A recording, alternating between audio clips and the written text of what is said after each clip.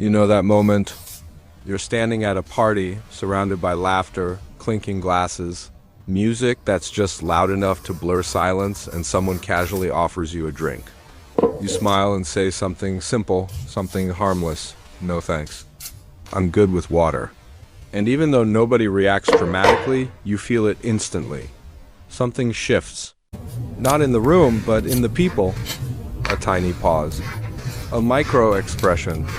A flicker of confusion that quickly turns into a subtle defense. Then the questions begin. Not because they truly care, but because they need to make your choice make sense inside their worldview. Why not? Are you driving? Are you on a detox? You don't like the taste?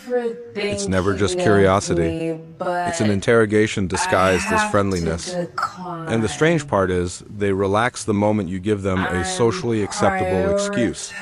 If you say you're driving, they nod. If you say you're on medication, they smile. But if you simply say, I just don't want to, the discomfort stays. Because now your refusal isn't temporary. It's personal. It's deliberate. And that is what unsettles them. Most people assume this reaction is about social etiquette. They think it's about party culture or manners. But the truth is deeper. When you refuse the drink, you aren't rejecting a beverage. You're rejecting a ritual. And the reason it feels so intense is because social drinking isn't just a habit, it's a psychological contract.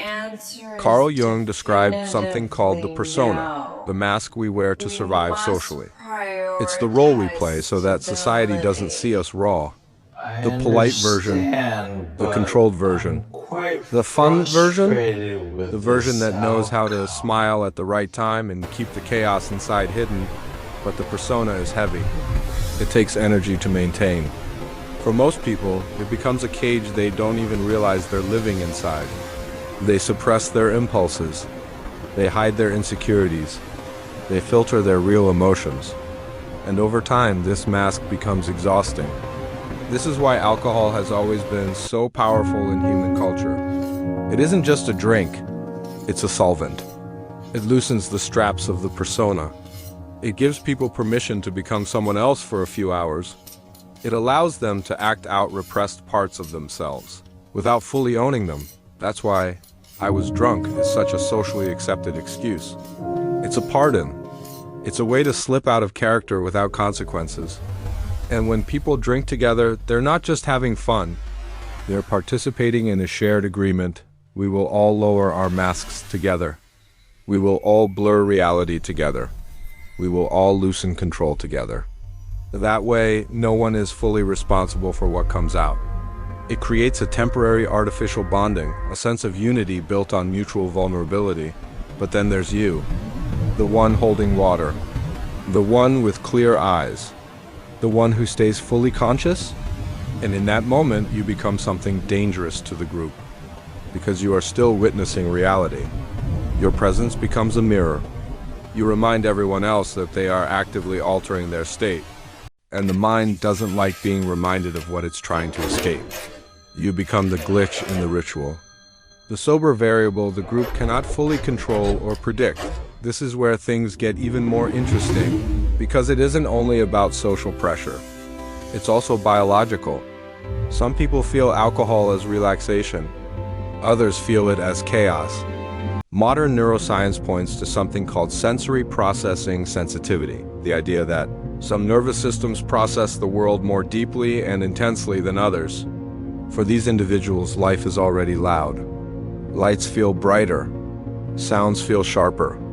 Emotional undercurrents in a room feel physically present. They don't just notice the atmosphere, they absorb it. For a person wired like this, alcohol isn't freedom. It feels like losing calibration. The dizziness, the cognitive delay, the dulling of perception, it doesn't feel relaxing. It feels like losing control of the very thing that helps them survive. Clarity. Jung's deeper understanding of introversion and extroversion wasn't about being shy or social.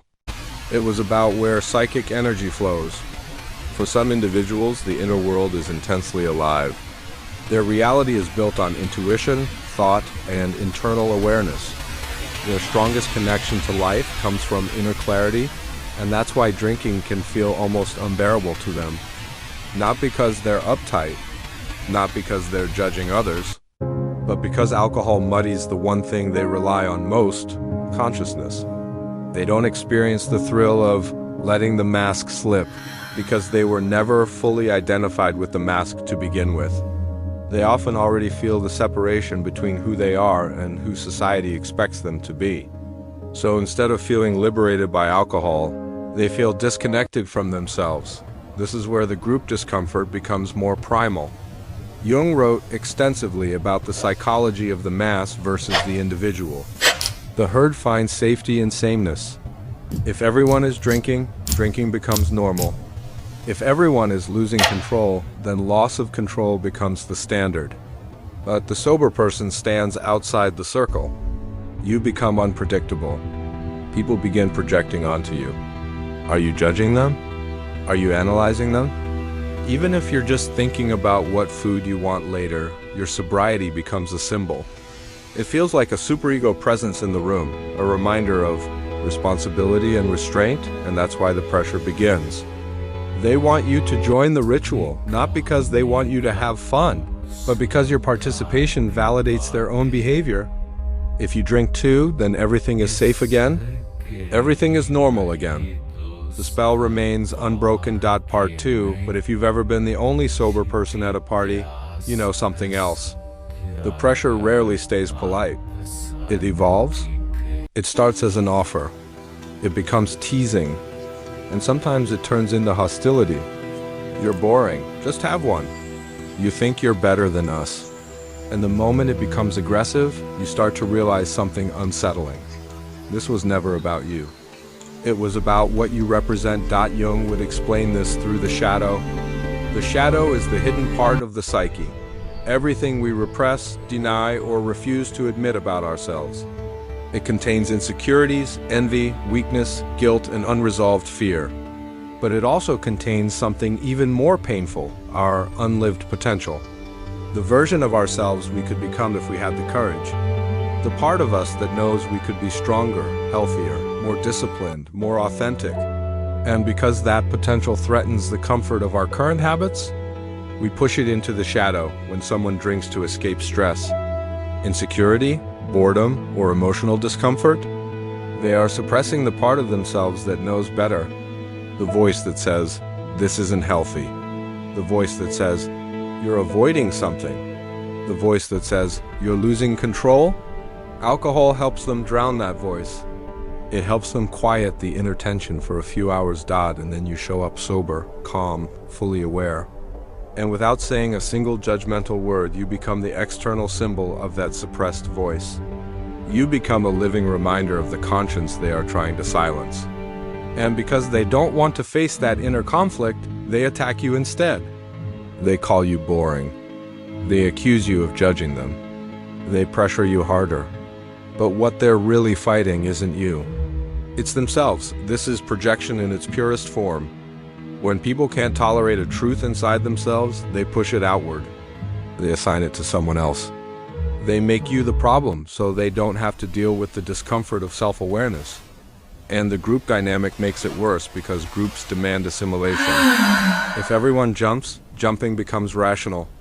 But the moment one person stays on the ledge, the jump is revealed as a fall. By refusing to drink, you unintentionally hold up a mirror to the group's lack of control. And nobody likes looking into a mirror.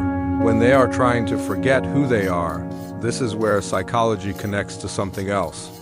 Internal locus of control. People who naturally resist social pressure often have a strong internal compass. They don't navigate life based on what others are doing. They navigate based on what aligns with their own state, their own intent, their own values.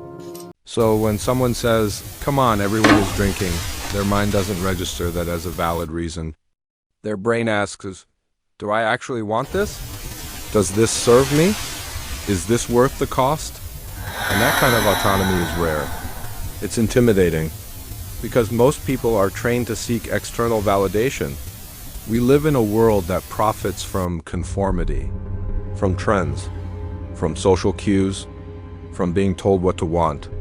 And when someone stands in a room and calmly refuses the collective ritual, it forces an uncomfortable question into the air. Am I doing this because I want to, or because I'm afraid of being the only one who isn't? That question is dangerous, because if someone answers it honestly, the ritual loses its power. Neuroscience shows that people with stronger self-control often engage the prefrontal cortex more actively in moments of social stress. Instead of yielding to the immediate dopamine reward of blending in, they run a rapid cost-benefit analysis. And the cost of alcohol is never only the drink itself. The cost is sleep. The cost is clarity tomorrow. The cost is emotional stability. The cost is integrity. Most people pay this price without thinking. But the person who refuses is often the person who sees the bill first and decides it isn't worth it.